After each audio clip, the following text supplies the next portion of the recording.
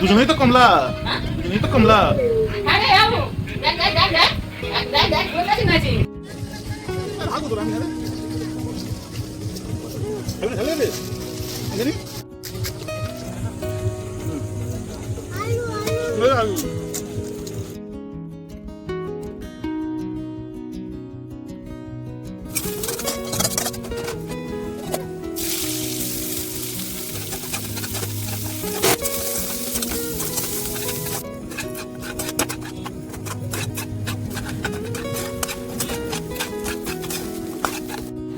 হচ্ছে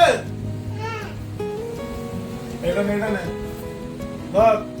নমস্কার, আমি চন্দ্রানী। আমার আরও একটা নতুন ব্লগে তোমাদেরকে সাদরে আমন্ত্রণ জানাচ্ছি। আশা করছি এই বৃষ্টির মধ্যে তোমরা সবাই খুব সাবধানে আছো আর এই বর্ষার ওয়েদারটাকে ভীষণ উপভোগ করছো। রবিবার বিকেলবেলা আমি এই ব্লগটা শুরু করছি। সকাল থেকে এতটাই বৃষ্টি হয়েছে, সত্যি কথা বললো ব্লগ করে উঠতে পারিনি। রবিবার ছুটির দিন, সংসারের প্রচুর কাজ থাকে।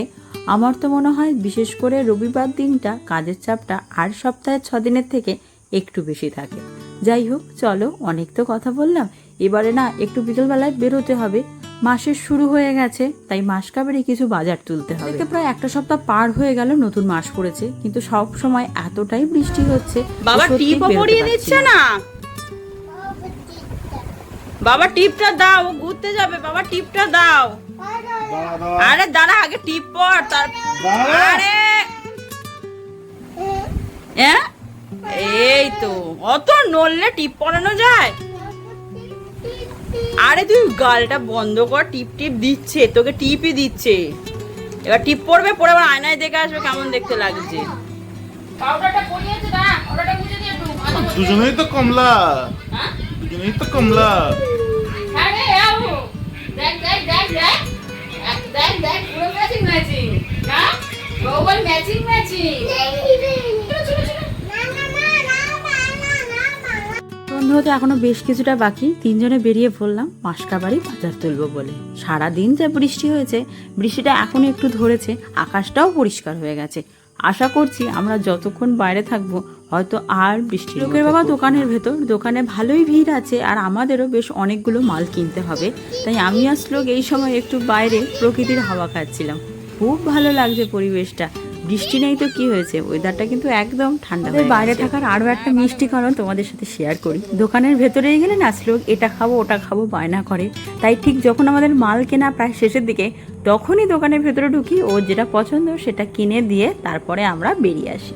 চলো, বাড়িতে এসে গেছি, মালটা রেখেও দিয়েছি। এইবারে না একটু যাব ফুচকা খেতে। রবিবার হলেই মনটা কেমন ফুচকা ফুচকা করে।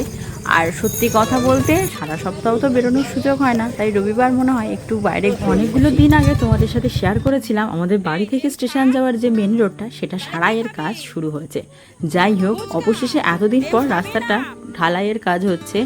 আশা করছি খুব তাড়াতাড়ি বাড়ির সামনে রাস্তাটা একদম পাকা হয়ে যাবে। না দেবে না একা। ও মা বসে কাঁদতে। এই দেবে ওঠ, দেবে ওঠ। এই তো পাতা ধরে না, পাতা। সত্যি কথা বলো তো, কিনে এই ফুচকা মাখার ছবিটা দেখে তোমাদের ফুচকা খেতে ইচ্ছা করছে কিনা? আমি কিন্তু যখনই ফুচকা মাখা বা ফুচকার গন্ধ পাই, আবার তখনই ফুচকা খাওয়ার জন্য লোভ লাগে। কিন্তু সবসময় তো আর খেয়ে উঠতে পারি না, আর একা একা ফুচকা খেতে আমার ভালোও লাগে না। যাই হোক, চলো ফুচকা খেয়ে না বাড়ি চলে এসেছি। ঝটপট রান্না বসাতে হবে। অলরেডি 8 রবিবার সাধারণত আমাদের রাতের বেলায় কখনোই রান্না হয় না, খুব কম এক আধ দিন হয়। আজকের যেহেতু ইলিশ মাছ হয়েছিল দুপুরে, তাই ভাতটা সবাই একটু আমরা বেশি খেয়ে ফেলেছি।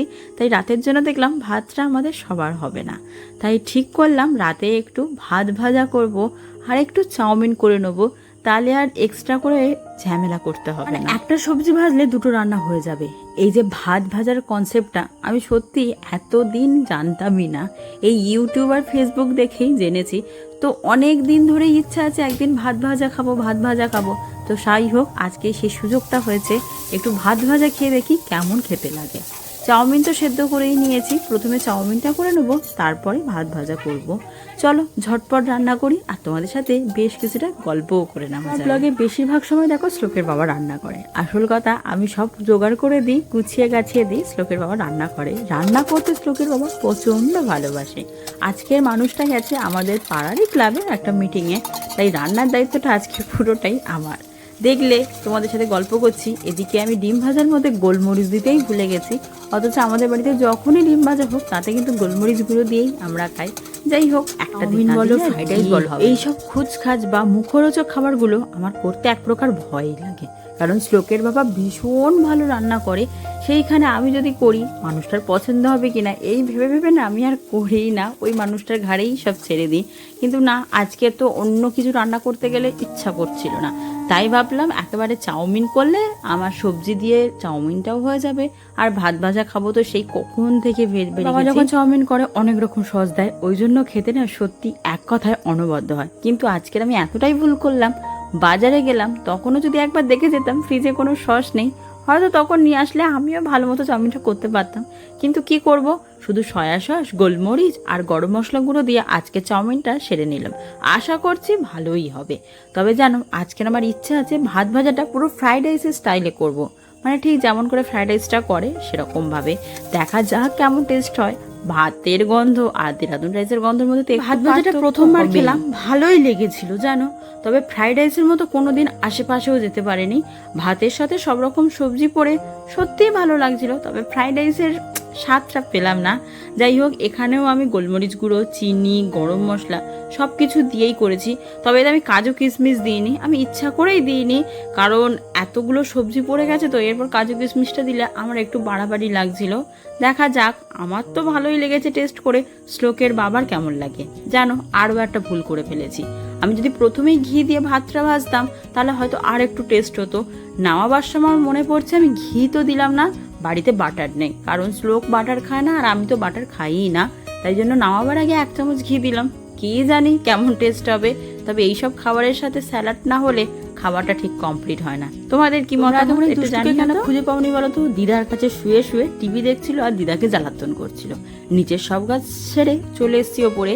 এখন দেখছি শ্লোকটা না একটু একটু করে অনেকটা বড় হয়ে গেছে। এই ছোট্ট পুচকেটা কত বড়, এখন আর ওকে না সবসময় মাল লাগে না, ওর নিজের মতোই আয়নায় খেলে, নিজের মতোই ওর জিনিসপত্র নিয়ে খেলে। মাঝে মাঝে যখন খুব বিরক্ত হয়ে যায় তখনই একমাত্র ফাইনাল লাগে। কি কি রান্না হয়েছে আজকে? চিলি চিকেনটা আমরা বাইরে থেকেই নিয়ে এসেছি, বাড়িতে করিনি। ভাত ভাজা, চাউমিন আর একটুখানি সাদা ভাত শ্লোকের জন্য। আমি তো ওর জন্য ভাত তুলে রাখতে ভুলেই গেছিলাম। দেখলাম ছেলে আমাদের মতো ফ্রাইড রাইসের মতো ভাত ভাজা খেয়ে আজকে রাতে 24টা ঘন্টার বেশিরভাগ সময় আমরা যে যার কাজ নিয়ে ব্যস্ত থাকি, তার মাঝখানে আলাদা করে শ্লোককে আর আমাদের সময় দেওয়া হয়ে ওঠে না। এই রাত্রেবেলায় খাওয়া দাওয়ার পর বেশ 15-20 মিনিট 1 ঘন্টা আমরা নিজেদের মতো করে কাটাই, যেটাকে আমি উই টাইম বলি। সেই টাইমটা শুধু আমাদের থাকে শ্লোকের জন্য। ওর ভালো লাগা, ওর মন্দ লাগা, ওর উৎপাত, ওর খেলা সবকিছু নিয়েই আমরা ওকেই সময় দিই।